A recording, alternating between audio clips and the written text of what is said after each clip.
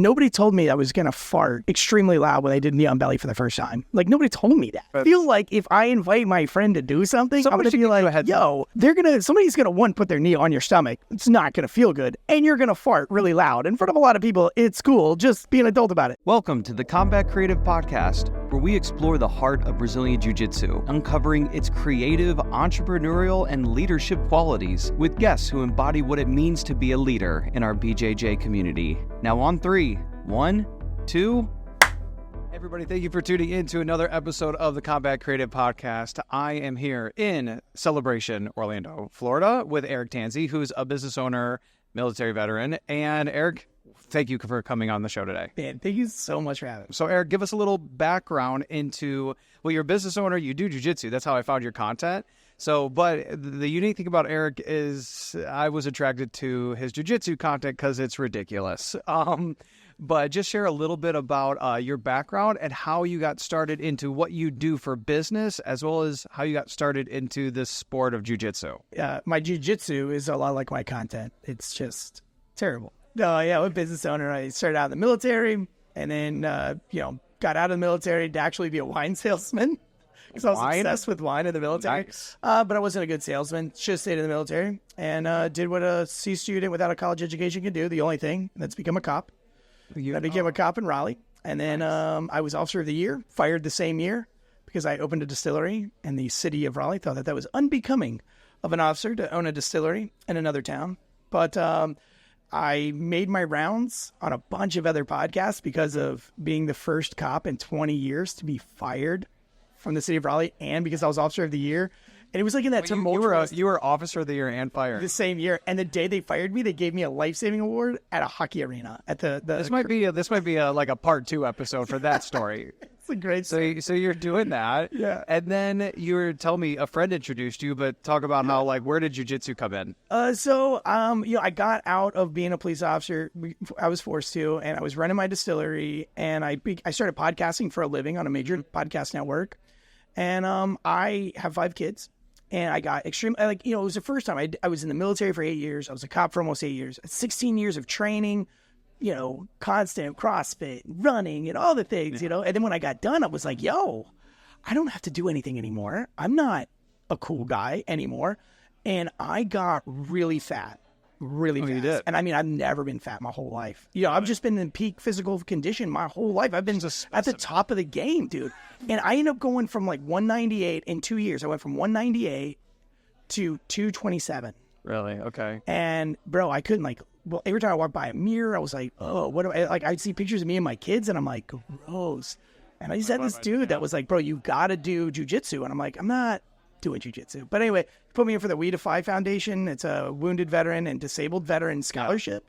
And I qualified for the disabled part. Yeah, I got the scholarship and I started jiu-jitsu and changed my life. And I'm back down to 207. So, well, you're getting there. I'm getting there. Baby steps. Yeah, 5 months in. So. Well, just talk about your podcasting real quick. There are some, now you do not have a jiu-jitsu podcast, right? No, but I've had a lot of jiu-jitsu athletes on. I podcasted with Chuck Liddell, Ken Shamrock, Militech, a lot of guys. King Bo, if you're familiar with King Bo. Okay. The UFC, he's the one that came out with a pretty controversial T-shirt in one of his fights. It's UFC. It's all controversial, I feel conspiracy, like. Yeah. Okay. It's so funny. Yeah. So, yeah, I have them on, but they normally don't really talk a lot about jiu-jitsu. But when it comes to creating content, which you do, so how did you get into just the podcasting in general first? And just share a little bit about what your business does, your podcast network. Yeah. So because I went on a podcast, when I got fired, I went on a really big podcast network, and the owners owned Black Rifle Coffee Company. Yeah. And so I got to go on one of their shows, and then I told some funny stories. And then 5 months later, George Floyd died. And it was really the day that he died, this video went viral, 10 seconds video, and I get a call 11 o'clock at night from their producers, and they were like, dude, what's going on with this? And I was like, I don't know. What's a George Floyd? I don't even know what that is, And I watched the 10-second video, and they're like, dude, can you get out here to the studio and break this down for us as a former cop? And so I woke up really early in the morning, flew over there, and I did the content. I did it very like not pro cop, but not pro George Floyd either. I was just like, man, a 10-second video. Kind of neutral. I can only say 10 is seconds. he could have bit this cop. He could have spit on him. He could have banged this one. Get him hooked up with his wife. Who knows why cops do things, but there's usually a reason. Yeah. And they went pretty viral. And then they offered me a job about a year later to podcast with them. And they gave me my own show for about 2 years. It was a sports show, and I hate sports. Sports? Wow. Nice. Sports. But what do you do now? So now I own Failure to Stop Podcast Network, C-Minus Media. It's the #1 channel where law enforcement and first responders go to be informed and entertained 5 days a week. So we do society and culture news with some comedians on Monday, true crime on Tuesdays with a female cop, political news with conservative and a political commentator. Yeah. Thursday, sports news with 2 other guys. And then Fridays, I do big case breakdowns from the news. So just 5 days a week. Just entertaining. First times we do live shows all over the country in bars to build the morale of first responders. And we come in there, buy a bunch of beers, Well, that's what I was going to ask you. Guys, I said we're here in celebration. Eric, just share where we're at right now and why are we here. This is not a jiu-jitsu gym. No, this is not a jiu-jitsu gym. But I did roll while I'm here. Okay, yes, you did. So share where we're at. So we are at Mulligan's Irish Pub. It's in Kissimmee, I guess is the town we're in right now. I don't know. It's like by Celebration. Okay, you keep saying Celebration. I'm like, Celebration is like the town of Orlando where how do you describe it? Celebration's perfect. Oh. It's perfect. It's just perfect. It's beautiful. Okay. We're in Celebration. We're in Celebration, baby. Like Kiss Me in Celebration because it says Kissimmee on the map. It does. With the water towers of Celebration. Okay, Anyways, distraction. Why are we here? So street cop training seminar. It's a big week where cops come and they go through they talk to survivors of shootings, tacticians, Green Berets, Navy SEALs. Really? I mean, all these influencers and stuff. They come in and they put on a whole week. It's a whole week conference. The cops cut loose a little bit. So we're here for the after party, the official after party or unofficial after party from another podcast that's on our network. It's called the Anti-Hero Podcast. Really? They've just blown up extremely, huge podcast. Some of the biggest names in combat. They go after guys who've read books that may not be telling the truth. They're the anti-heroes. So Gotcha. All your favorite heroes, they kind of tell more of the truth about it. But we're here with them, and we're going to do a big live show in front of the whole bar. It's fun. I'm looking forward to it. And you're going to be on it. Yeah. So we'll see. Super but I wanted to ask you, so for those of you who maybe don't follow Eric, I had seen him collaborating on some other friends' post, like Conservative Ant, a mutual friend. But I hadn't been following him until you started making jiu-jitsu content. And that's not all the content you make, but pretty much I like it. Yeah. So I do want to talk about that. Okay. Where do you come up with those ideas? And what made you think about making jiu-jitsu? It's it's comedic. Yeah. What do you call it? The Journey of a White Belt? Or what do you call it? Chronicles of a White Belt. Chronicles of the White Belt. Very sarcastic. Yeah. But he shares, I think that's what's special about humor is because it shares very real things that we all notice, but you share it in a unique way. Anyways. Yeah. Go ahead. So I'm in a very adult gym. I guess I would like to call it. It's very adult. There's no playing around, no goofing off, and everybody there is a professional. There's Green Berets there, some SWAT guys there, some dudes attached to SEAL teams somehow. Okay. Very professional. Right. And I get thrown in the mix, and I just feel when I got there, I felt like everybody expected me to know what I was doing, and I didn't. Because of your background, maybe? Maybe because of my background, special operations, military, being a cop. A lot of the guys already in the gym knew who I was, followed my podcast and stuff, and I didn't know anything. And so, for me, I was nobody told me I was going to fart extremely loud when I did knee on belly for the first time. Nobody told me that. I feel like if I invite my friend to do something, I'm going to be yo, somebody's gonna put their knee on your stomach. It's not gonna feel good, and you're gonna fart really loud in front of a lot of people. It's cool. Just just be an adult about it. So here I am trying not to fart, being forced to fart. Dude, it's listen. And you don't know if it's good or bad. If you're watching this and you don't understand what we're talking about, do a trial at your local gym. But just talk about knee on belly for a second. That's when does that exist in the real world outside of a gym? Until it happens to you, you're this is the worst thing ever. And you can't get their knee off of you. And they're just shrimp, just post and shrimp out. And I'm okay. Yeah, okay. I tried. Yeah, and I pooped myself. Sorry about your mats, bud. But so there was just that's why I wear black gis only. And so it was just there were so many instances where I was just learning about life for the first time because at my gym, nobody talks, right? It's very quiet, very professional. So you're very serious. Very serious. So I'm learning these things and trying to be serious about it, but like also how to be serious about pooping yourself. And, so it took me a long time. So what I would do is just kind of come home and almost like vent on the reels because I didn't have anybody else to vent to, not thinking anybody in the gym would ever see them. And now it's like people whisper to me like, hey, man, I saw that reel that you made last night. It was hilarious. Like it's.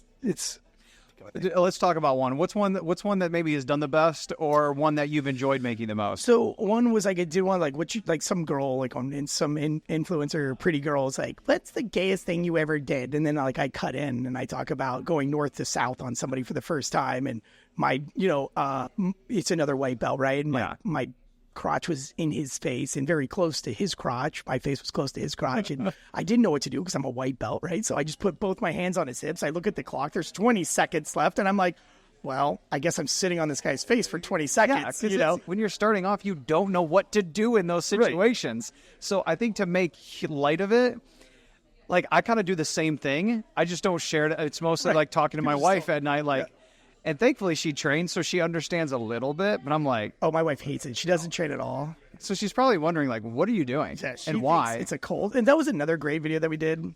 Yeah. Where I'm like trying to explain to her that it's not a cult. She's like, you wear a white robe. And I'm like, it's called a gate. And then she's like, you're drinking the juice. You're drinking it right now, the Kool-Aid. And I was like, this isn't Kool-Aid. This is Pedialyte. And she's like, oh, since when did we start drinking Pedialyte, honey? And she just keeps going through all the culty things. Yeah. And then she's like, and there's certain moves you can't do until you've achieved a certain rank. I'm like, yeah, like heel hooks and wrist locks. You can't do that until you're like purple belt or something. Yeah. And she's like, oh, and then like, at what point do you get to sleep with the instructor? I'm like, one.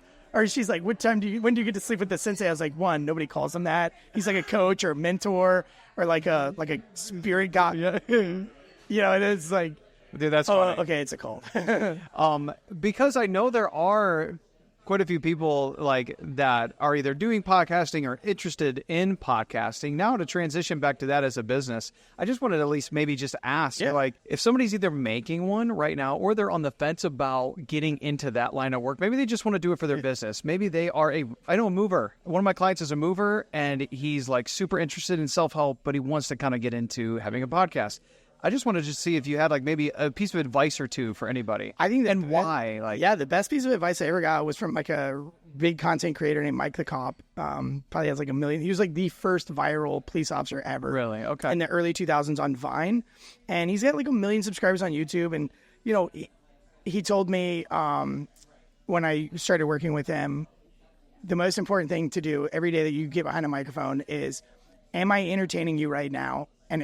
And or am I informing you right now? If it's not entertaining and it's not informative, then don't talk about it. Don't put it out there. And so that has really been a big key for me. It's like, how do I entertain you first? Yeah. And make you smile, make you laugh. And then how do I kind of like throw some information in there as well? So, if you want to be successful at podcasting, either you got to be very informative and don't come off that, or you've got to be very entertaining or both. If you can do both, it's like a rocket ship. Right. Well, I'll say from my background as a teacher and as like an athletic coach, like I love the educating aspect. But now that I'm in marketing, they say people are on social media to consume content for two reasons: to be educated or entertained. But you just said informative, which is to be entertained. So even when I look at like, if we scale back to jiu-jitsu and the guys that I've seen making content, if you're a gym out there that's making content, like they're not doing either of those two things.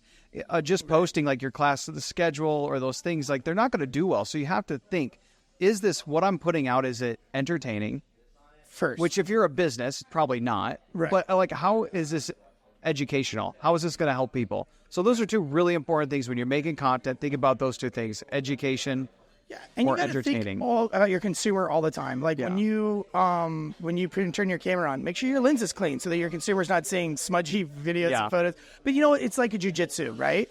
You can learn a technique and you can go through the motions, but then when is it actually going to work, right? Mm-hmm. Like you have to flow into some of these moves. You have to like do setups to get into these moves. So if you're just simply going through the motions, if you're just showing up to jiu-jitsu practice just to go through the motions, you're probably never going to flow like a really great jiu-jitsu athlete. And like same with being a content creator. If you're just checking the blocks, like I got the expensive camera, I've got the expensive this, but you're missing the flow of the whole thing, you're missing like the spirit and the soul. People are going to see right through you. So a lot of these jiu-jitsu content creators, they get to the gym, they're like, today we're going to go over Kimura from guard, or from full guard. It's like, how can we, but that's something that because I help a few professors like with content, and it's like, they are exceptional at what they do, but how can I do it a little more out of their comfort zone? Right. A little more. So some more should be like, so it's like, hey, you keep getting in the guard position. You don't know what to do there? Yeah. So Kimura from half guard. Brilliant. So that is where hooks are so important. Yeah. Having the right hooks.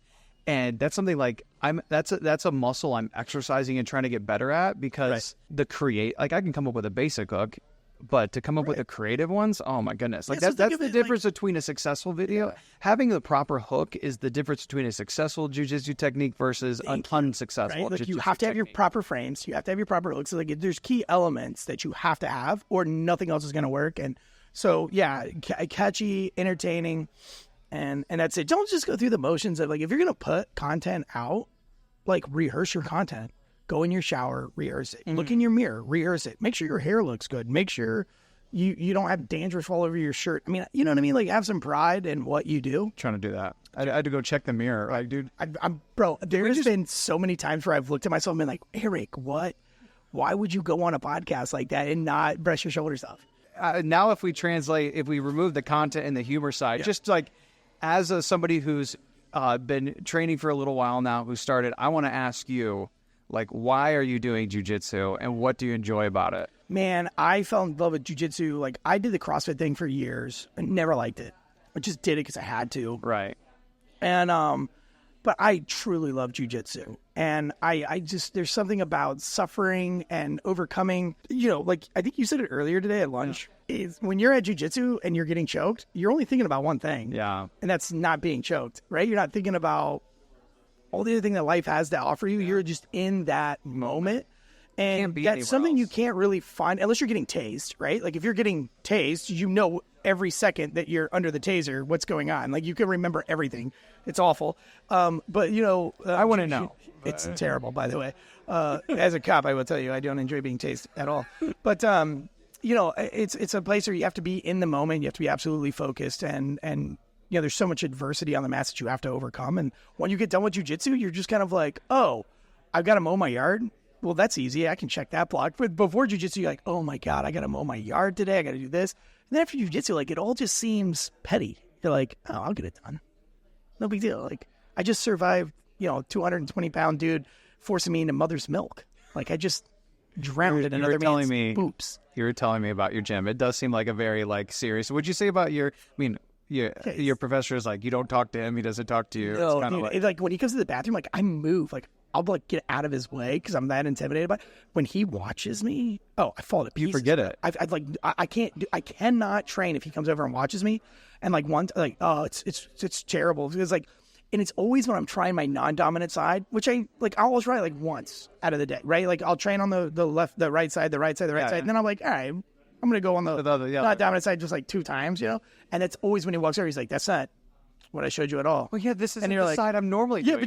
Obviously I'm not going to say that to this guy, because he doesn't talk to anybody, and he's an ex-UFC fighter, fought the UFC, and, he's in the military as well, or? I don't think, but he trained all the Green Berets. Everybody I served with, one of my buddies, a tier 1 operator, right. Served with the Delta Force, all of America's most elite missions. Just one of the coolest guys I've known. He's one of my business partners, my distillery, and I told him I was training jiu-jitsu, and he lives in Florida, and he was like, oh, who are you training under? And I was like, Brandon Garner, and he was like, oh my, really? And he was like, dude, he trained us over at Delta. And I was like, really? He's like, bro, most intimidating human being I've ever met in my entire life. And I was like, right? Thank you. I was like, bro, this guy, he's like, dude, when he looks at you, it's like he sees your soul. And I was like, yes, this guy's crazy. I've been in combat, dude. I've been in shootouts. I've been around the block. I've jumped out of airplanes. I've done a lot of things. But when this dude looks at me, I'm like, garbage, bro. Depending on where you're at, but there is something about being a beginner at jiu-jitsu and your professor just makes you forget the only 2 moves you know. Yeah. It doesn't help that they're teaching us these moves. They know exactly what we know. Right. But I like the way he's like, now take your left hand. Nope, that's your right leg. Hand. Now, no, your other left arm. And you can't even figure out your left and right. It's so, that's jiu-jitsu, baby. My Professor John, he's become a good friend now. But initially, I was a little intimidated as this guy. I remember watching him walking into the gym on my first day. Like, I pulled up, watched him walk in, and I left. I turned around. I was like, screw this. Like, I left. Dude. So I came back, joined, and I remember one day my wife trains with me, and she was doing something wrong. And I feel like he was like walking around watching, and he looked at the other professor and was like, don't worry, we'll fix her. Like just go out, we'll fix her. Yeah. But I feel like that all the time. I just rolled in him last week, or this week. And I'm like, dude, you make me forget the only 3 things I know. I only know 3 things. Yeah. But the way that you like the moment we slap 5 and fist bump, like I forget it all. I've never. He's like, why are you doing that? And I hope I never have to. Anyways, if my instructor, like my coach, if he was like wanting to spar with me, I would probably leave. Not because I'm scared of him. I just would not know what to do. Like, I don't even know how to start this. He's been doing this a while, so I'm sure he's obviously good at it. I'm sure he would be very helpful.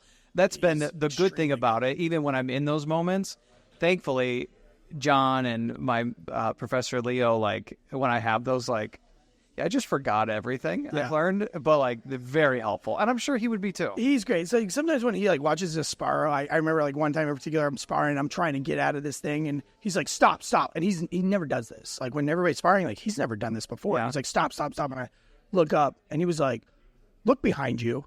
And I was like, I'm thinking maybe I'm in somebody else's. Is he talking to you? Yeah. Okay. And I'm thinking like, oh God, I'm in like a purple belt's way or something, you know. And I look back, he's like, what do you see? And I was like, try not to be a smartass, but I was like, feet, and he was like, yes.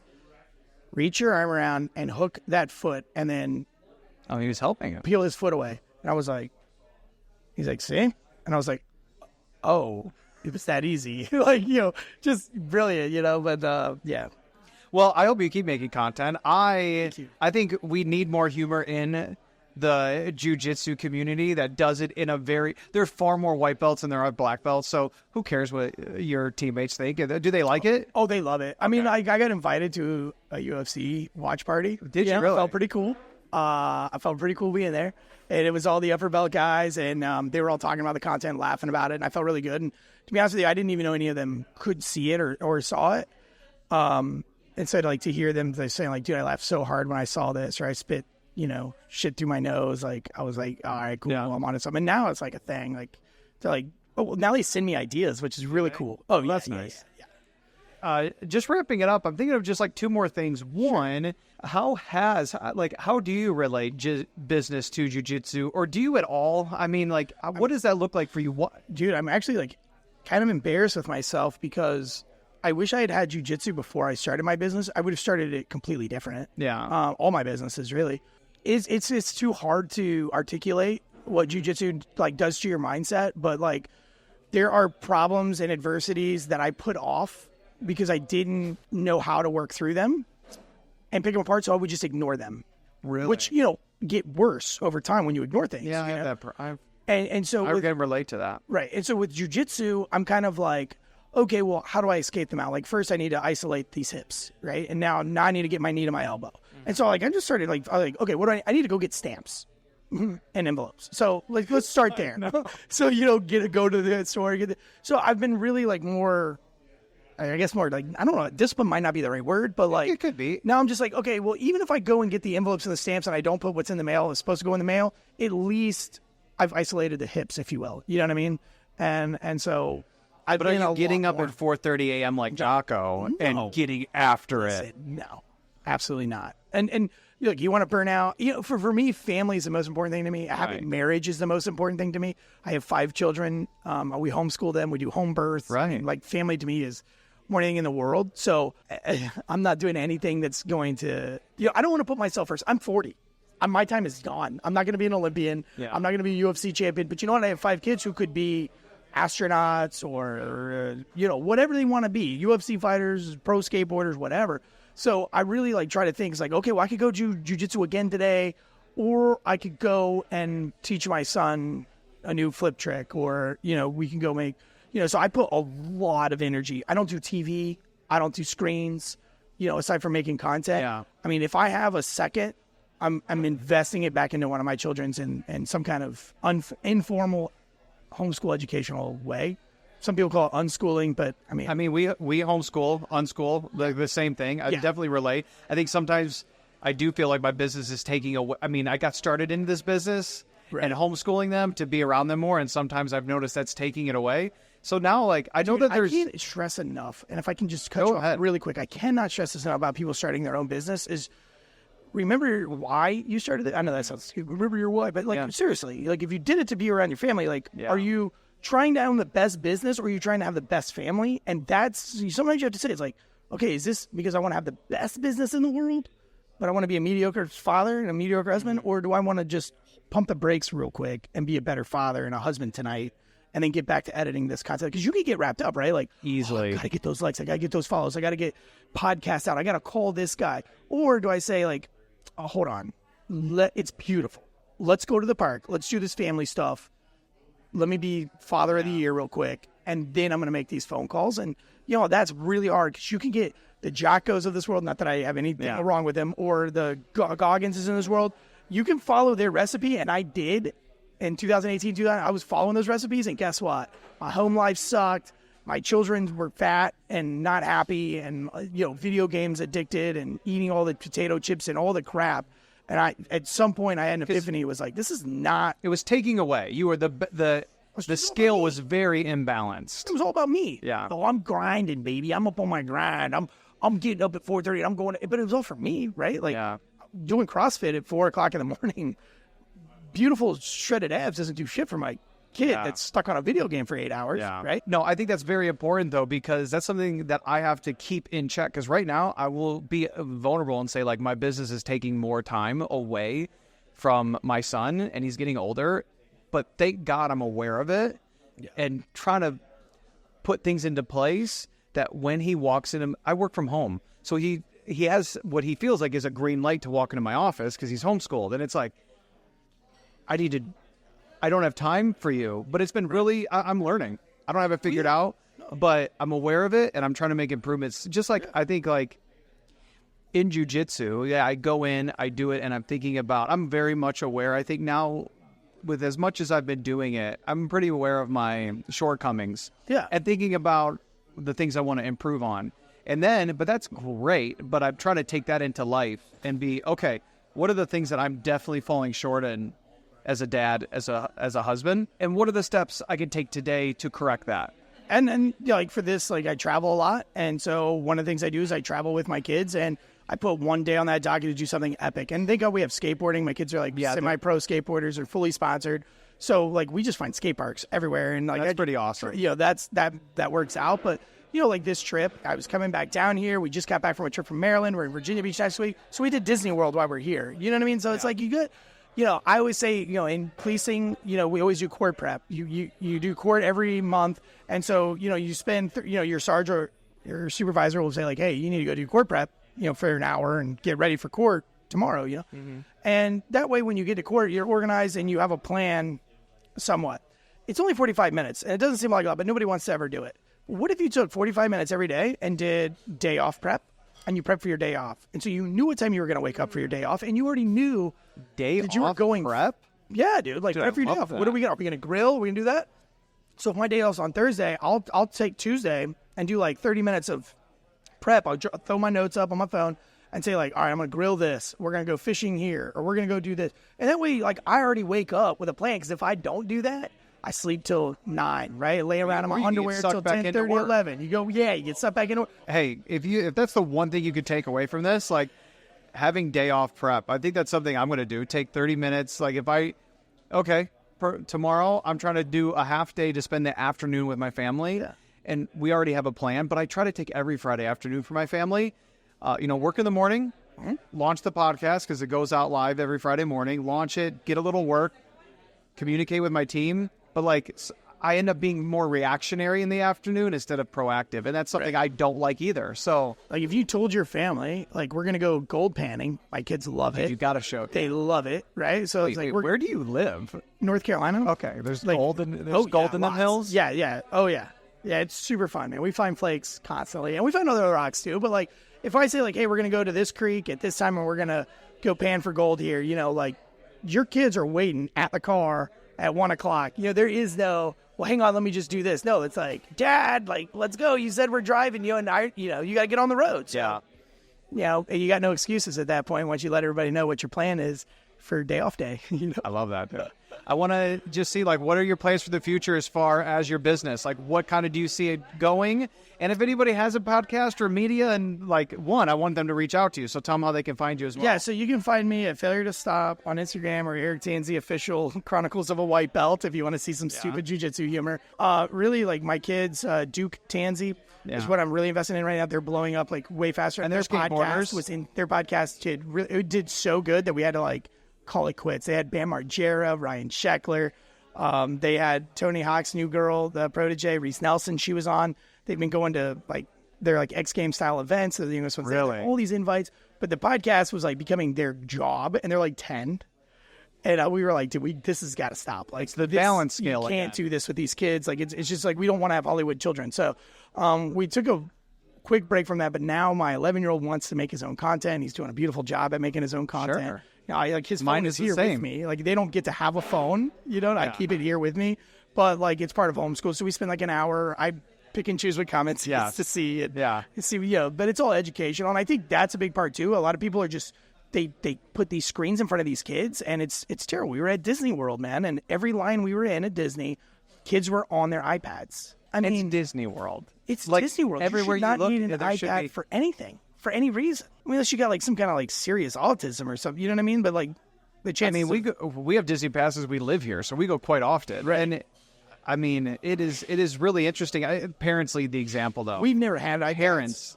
Parental illness. Lead the example. Parental illness. That's what I say. Is like parental illness. It's not mental illness that plagues our country. It's parental illness. It's bad parenting. And we all make that mistake. I did, right? 2018, 2019, my kids were video game, iPad kids. We purged that. And if you watch my son's content, like you'll see him making squirrel traps. And my other son, August, is like painting skateboards. Really? I mean, my favorite words are "I'm bored," because what happens next, it always impresses me. Like they build a fort or they paint a skateboard. Dude, that's so great. So like when my kids say like, "Dad, I'm bored," I'm like, "Yes." What happens next? Like it's about to get good. To transition to like jiu-jitsu, like you're pretty new to it. Like how long you been training? 5 months. 5 months. Yeah, 4 days a week, dude. And then that's amazing though. Yeah. But what kind of is your future for that? Do you see? I did my first competition. You did? A few weeks ago. How did it go? I tied my first match. Nice. Which is weird. Was there a winner though, or did they do advantage or anything? They probably gave it to him because I think they gave it to him. Well, whose hand did they raise? I don't know. I was too tired.